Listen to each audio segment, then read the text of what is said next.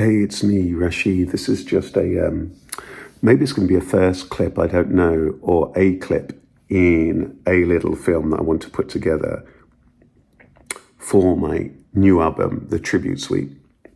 Certainly that's a working title. And The Tribute Suite is a collection of original songs from me. And each song is a tribute to an artist who's inspired me throughout my life, throughout my career.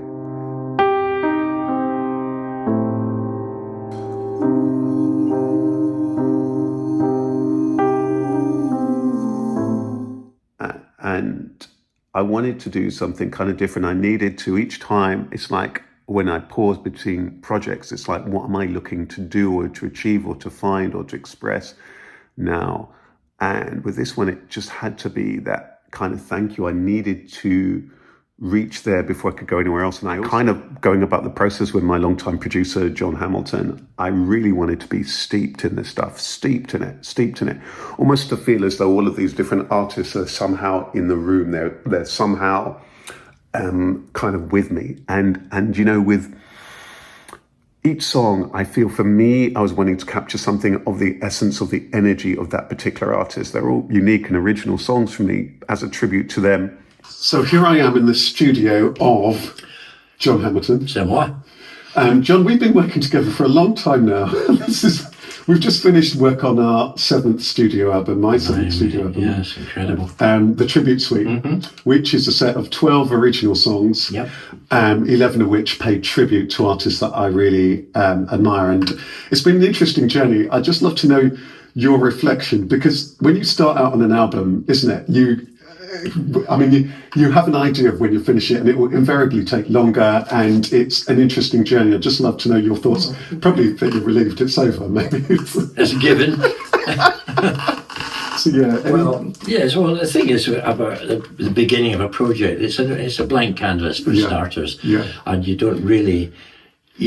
From previous jobs I've done with you, I know it's going to end up rather nice and creative and stuff, but the actual journey to getting it to fulfill is a completely different story every project, which I love. I love. This one's been particularly interesting because some of the artists I wasn't as aware of as you are. Naturally, we've all got our... It's a very ambitious project for starters, because you come from a place where you just need to look at the list of artists that are in the Tribute Suite, and it's a very, very broad church, if you want, of styles and artists. When you take Stevie Wonder, David Bowie, Chaka, Bob Marley, it's humongous.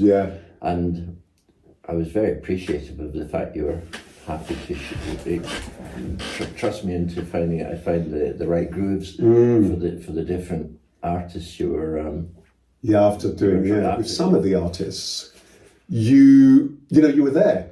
I mean, so that's the Beatles. Oh, very much so. There, and there's a story where you bumped into Bob Marley in a recording studio. That's a recording studio. That's true. Island Studios. Right. So there are a number of artists here, and Stevie Wonder. So you've got a Stevie Wonder story as well, isn't it? Tell you more. I couldn't tell you so many stories. No. Having met Stevie Wonder was one of the thrills of my whole life. It was just fantastic, and very. Of the artists in my life, Beatles, Stevie Wonder and Paul Simon, these are the three artists that have impacted hugely on my youth. So for me, that was really kind of exciting about the album. One of the songs on the album that is one of my favourites is Mr. Magic. And Mr. Magic is written about Mr. Stevie Wonder, and it's been absolutely a joy recording. In fact, today we just finished recording it, and I'm just going to sing a little bit of it. So it basically goes, Mr. Magic, how you play the keys, how you see it's magic. That's just how it is, Mr. Magic. Songs of summertime, love and life, magic. It's just how it is. And it goes, when Stevie sings, the world is full of dreams. So that's basically how it began. But this is kind of how it ended up sounding. So you hear this birds.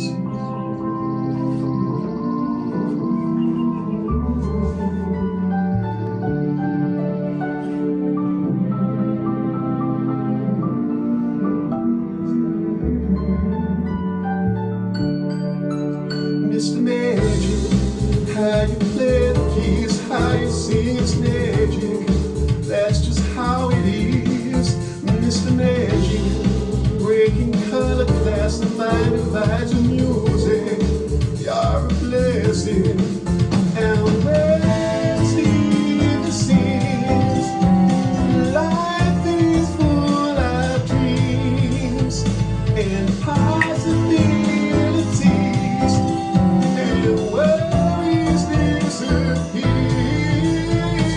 Tell there's quite a build from when it was started off, and actually most of the songs on this album started off with piano, and I quite like this sequence.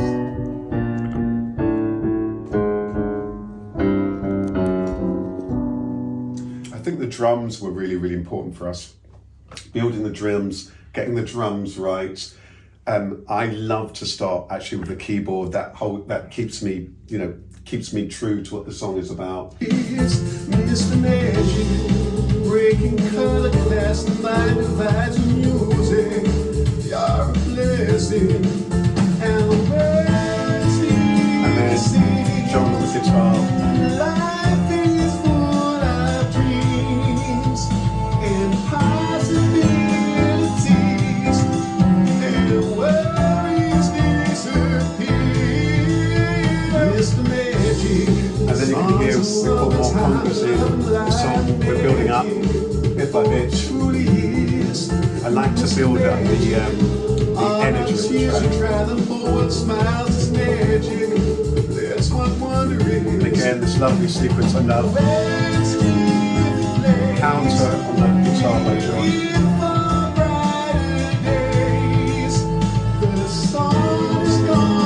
CDs for me.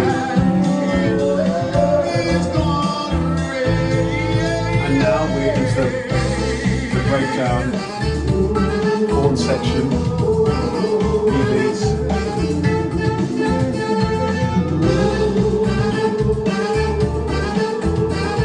And then coming up again this sequence that I love, but with the horns for our harmonica type of sound as well.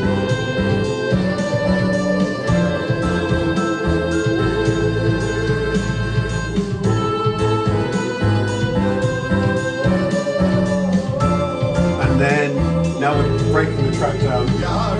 History maker, fortune teller, soothsayer, you're touched by genius. You're a record breaker, true life saver. And now we're just going to build up the song one last time as we get into the final sequence.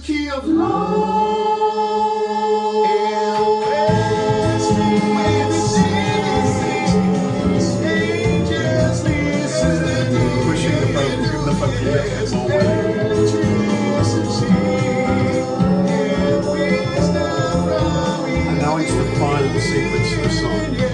Sing your song, sing it all out loud and proud. Sing your song, everyone. Sing your song. Giving it a choir kind of sing your song every night. Songs of joy. Sing your song, sing it till our hearts unite. Sing your song, shine your light. And now the song's beginning to fade consciousness. So that's Mr. Magic.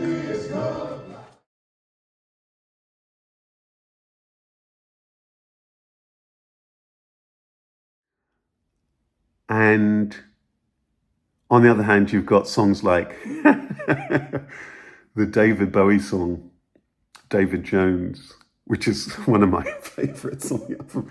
It just makes me laugh and giggle.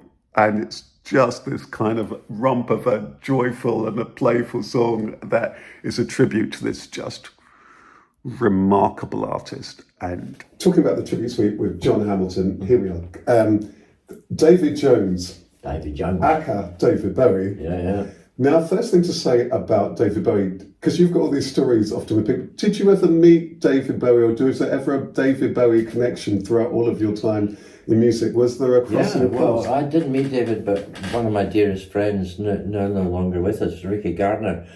Ricky played guitar on the Low album, right? Recorded it in Berlin, and he said that was a fascinating experience for him, and working directly with Bowie. Yeah, it's interesting. My first introduction to Bowie was, I may possibly have heard Ashes to Ashes, but the first time was when I heard Let's Dance as a kid, and the first thing that struck me, incredible production, which later Nile Rodgers, but just the sound of this, and then I loved all of Bowie's stuff. And so with this one, John, I mean, first of all, do you have any memory of this track and us working on this track, which I must admit is one of my favourites? Do you remember? Because it's quite a while ago now. Yeah, if I put it on and listen to it, it'll all come back, because I'll share this with you, listeners. The minute a client goes out the door, I've forgotten the song. And the minute he comes back in, and play it, I remember it. And it's the same thing, funny enough, for me as a coach, because you're meeting so many people you can't possibly carry it on. You just go mad. If I kept all these songs in my head, my brain would explode. So should we give them a little bit of a taste of the beginning of this track? Absolutely. One, two. Baby, oh, you wanted to make it, you may have to fake it, then talent will talk. Oh, you know you may have to show it, some take it, some blow it, to get to the top. South London will give you the start. Major Tom will rocket the charts. Start and then you fell down to earth. David Jones, David Jones, David Jones, David Jones, come on home. Yeah, I mean, I think what's interesting about David Jones for me was that this was one where it was so clear to me, the sound, the sonic, getting something of, I wanted to capture something of that magical, crazy, genius star, just this, the energy was really important. And what I'm really pleased about this, I mean, I must admit that for me, I think this might be, production-wise, I think this might be my favourite song of the entire collection, because I thought it was this I think was the most ambitious.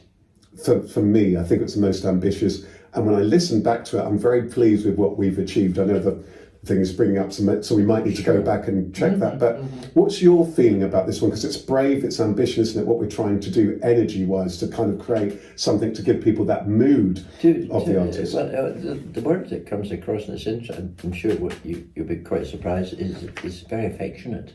It feels a very affectionate tribute to David Bowie. LeAnn sings a pin-up and hero, thin white Duke, we love you with all of our hearts. Golden years and ashes to ashes, your fashion, our passion, they follow your path. See you one more time, play guitar. Martin Lovers, come on, let's dance. Everybody knows who you are, David Jones. I think with David Jones, what I'm really pleased, I think your production job, if I may say on it, I think it's really great, because I really love it's a powerhouse of a song. Because of my age and generation, I'm very influenced by the work of the Beatles and what George Martin did, but also the stuff that Bowie did, things in the Ziggy Stardust phase, and the orchestration that was brought to bear on his productions. I was always very, very impressed by things like Life on Mars and stuff like that, which were just insanely good songs coupled with terrific productions. And actually that's a really good one to pick out in terms of Life on Mars, because this, I mean, which is just a terrific song. And I think with David Jones, for me, I wanted something of that kind of grandeur and just that whole excitement of a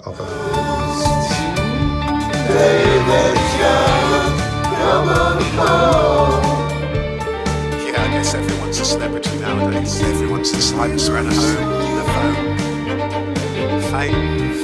Fame is just a stage. It's all very AI. It's about the art, isn't it? About music. Right. To me, about music. Age. David Jones. 6. David Jones. 5. 4. David Jones. 2. David Jones. 1. Come on home. Major Tom, you're home. You're home.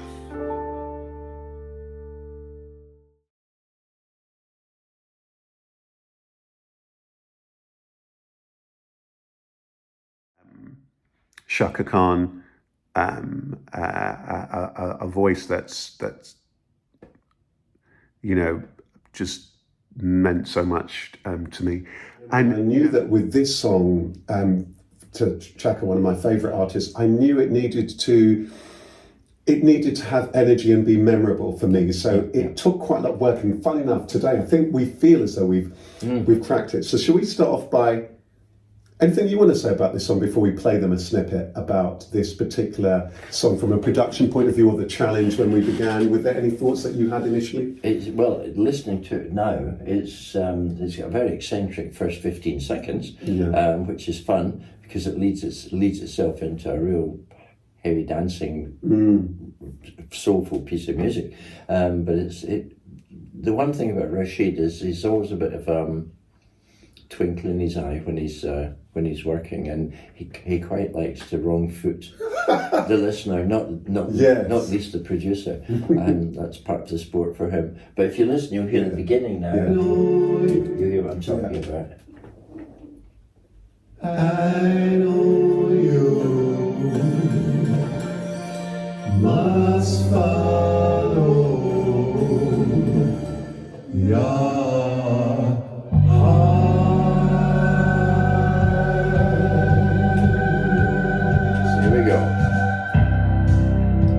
Oh, no, it is, there it is. Yeah.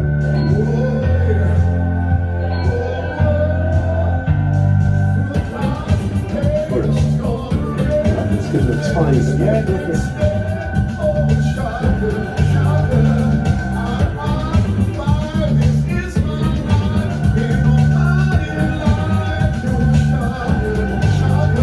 Maybe the first thing I'll say about this is that it's interesting.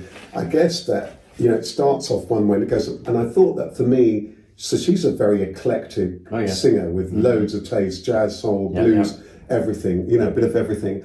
And so I wanted that, and I knew I wanted the energy to build. And one of the things, I think it's one of both of our favourite bits, was this high, this call. I wanted something that would point to this signature in her voice. So with each artist on this, there's a different challenge. You're wanting somehow to have something that points to them. Yeah. And I knew with Chaka there was something about the excitement, hopefully, of the music, but something that kind of pointed, because with her it's ultimately about the voice. Sure. Let's hear maybe toward the bridge, or maybe let's play a second about the bridge.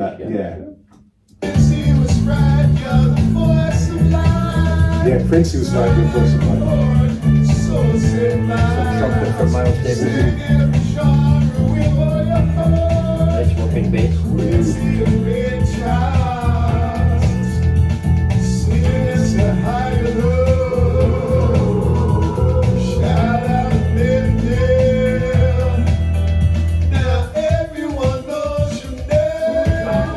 This is, it's one of those ones where the lyrics are really important. There's quite a lot of tributes within the tribute. Right. Miles Davis. Quincy Jones. There's all these references to people that she's worked with, and Stevie Wonder, Steve Winwood. Who gets a check through a title, not his name. So that was really fun, and I think with this one actually, it's fun that fans will spot something. There's all those, through the fire, through the rain. And I guess that, from a production point of view, with a song like this, what are what are the kind of considerations that are going through your mind? Because from my mind, of course, I've got the song, I've got the kind of idea of the sense, the mood. I might come down and put down some chords and so on. What are you looking for with a song like this? What's your kind of process when you're working with an artist such as myself? To be honest, with any song, I've got two things going on simultaneously. Does it excite me? Mm-hmm. And if it's not exciting me, why? And that's really a process of trial and error. You just keep rolling it and rolling it and say, oh, that was why. Now I hear the bass was too quiet, or blah blah, I wasn't cutting through, or the vocal was this, etc., etc. And you work away at that, and that's where the technical comes in with the excitement. You know, you find technical solutions to excitement, and that's the important dual talent. In other words, I approach this as a fan. As a fan of music, and I want it to sound great. Unfortunately, because I've got years of doing this, I'm able to some extent to figure out the piece of software to use. So let's let you, so tell us what you're wanting to do now, and we'll let you get on with it. This particular piece here, which is called a pro limiter, this is the daddy, because this enables us to push the levels up to, you'll hear it actually happening. I'll just get past this. Let's see this.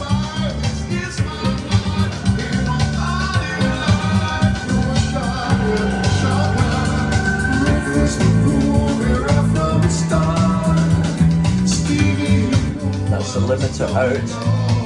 That's the limiter in. So more poles. Right.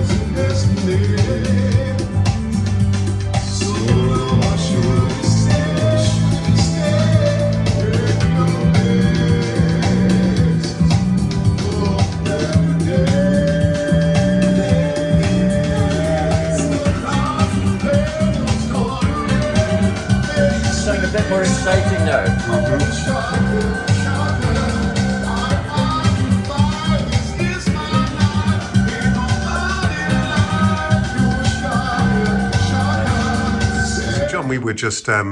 John, you were just doing a little bit of magic on this particular track, and again, you were just about to explain to me what is it you were doing to add that excitement that you were talking about. Well, this is the high strings, which are set to there. So in verse 1 they're a little quieter than in verse 2, because in verse 2 it's to raise the feeling, the emotional feeling of verse 2. It's a bit of a climax as it were, so we'll give a little more as it goes on and add, and so there's something new happening each time. But this also fits into the lyric that you've written for the song, raising the strings in verse 2. Was Ashford and Simpson? Yeah, we mentioned. Yeah, we referenced them in this. So you hear this. You'll hear the strings coming in. Now.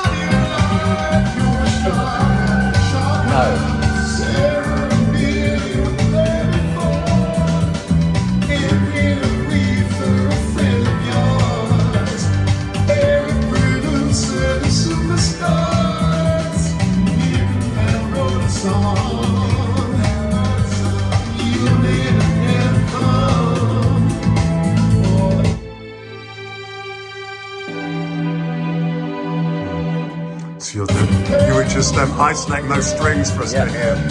Yeah. I mean, I guess one of the things that's interesting, isn't it, John, is that, you know, we could probably spend 20 minutes or so just isolating all the different instruments. And you go complete. Well, that's what we spent a lot of time this morning doing. Right. You know, so we're just slightly going back over what we did. But the bottom line is to keep listening to it until you're a bit. This is me talking to myself now. Is to listen to it until I'm going, yeah, I feel okay now. Yeah. Because if the mix is good, I don't really feel much except this is nice, I feel settled. But if the mix isn't right, it's like something's buzzing inside my head, going, something's wrong, what's wrong? And you've just got to, this is me again, talk to me, you've just got to keep at it. Wonderful. Well, we're going to leave you to just make any last changes to this that you're wanting I'm happy to. now. You're happy. I can run with it now. Okay, that's great. That's great news. So, so for the benefit of people who are watching this, so what we tend to do, John, isn't it, that we tend to get to every song to a stage that I would call, pre-mastering. Yep. So we've got it pretty much how we want it to sound, and then we'll come back to every single song. We've got one more to do when we will master them to get them all correct in balance. So this is the right beginning. Yep, that's have Yep, that's good. And then make sure it ends where it ends. And this particular song doesn't end there, it ends where it fades, which is a bit earlier. I'll just turn it down and save our ears.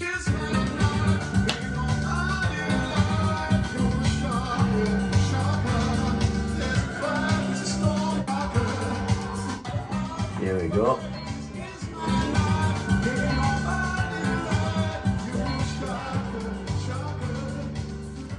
Excellent. Well, we'll leave that there, John, as we finish this, and we'll come back. Yep, absolutely.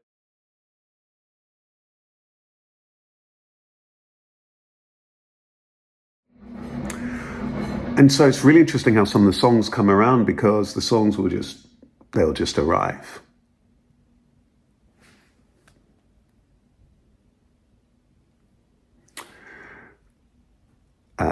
So, for example, the LeAnn rhyme song, this song just came. I knew that there was a chance that, and I had this title, The Girl That Lived Before. I think I had the title because, of course, LeAnn was as a child star, and then the song just came along. And then the tears were just like flooding down because I was just moved by the emotion of this song. And she's one of the few singers that can move me to tears. If I was to put you on the spot with this album and with these songs on it, do you have a favourite or a song that really resonates with you as your favourite? And can you tell us which one and why? Well, the trouble is, I mean, there are 12 songs and they all have different... There's not a duffer amongst them. I'm not just saying that because he's you, but there are different songs for different states of mind, or even different times of day, different moods that you might be in. I love the Girl Who Lived Before. I think that is a fun. Can I play a little? Yeah, please do. Please do. I mean, are you going to? Let's play it there. Let's play it there.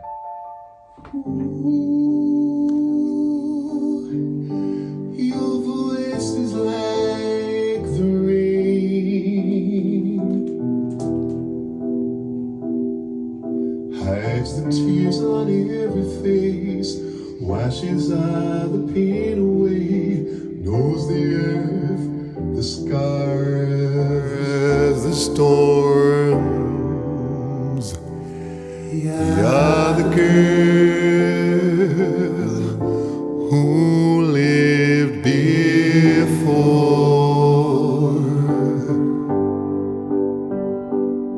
You're the girl who's lived before.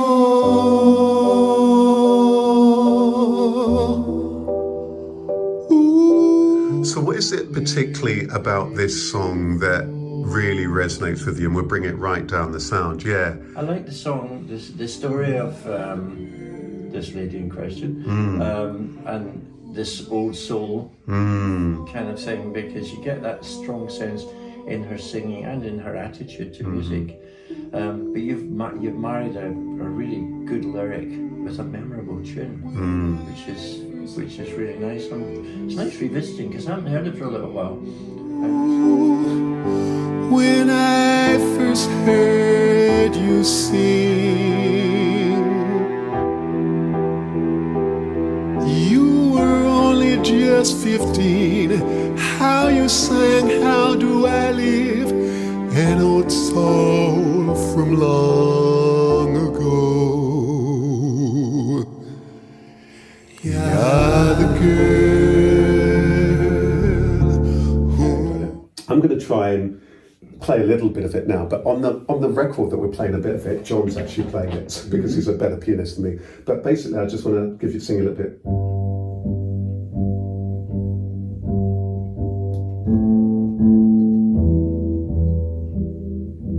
So that's basically where it begins, and isn't it interesting? Before we were talking about their song about Chaka, well, there's a lot going on. Davy Jones, there's a lot going on. Absolutely. Here's a different production thing completely. Yep. I think it's a song of all of them. It was the one that demanded the least doing to it, because it's all there in the piano and in the voice. So really, I think as I recall, the backing is all designed to work around the piano and the voice. There's nothing else really. And I wanted that. I thought, okay, I want to make sure that this is stripped back. Absolutely. And that brings out a different challenge in you as a vocalist, that how can I make sure that this is very earnest? But I'm very, very pleased in this. There's a lovely breakdown bit. I wonder if we can move on a little bit. To the bridge? I think the bridge where the music comes in, and we've got a little bit of slide guitar which you play. So if we go back a little bit, it's the beginning of that. This is a lovely instrumental.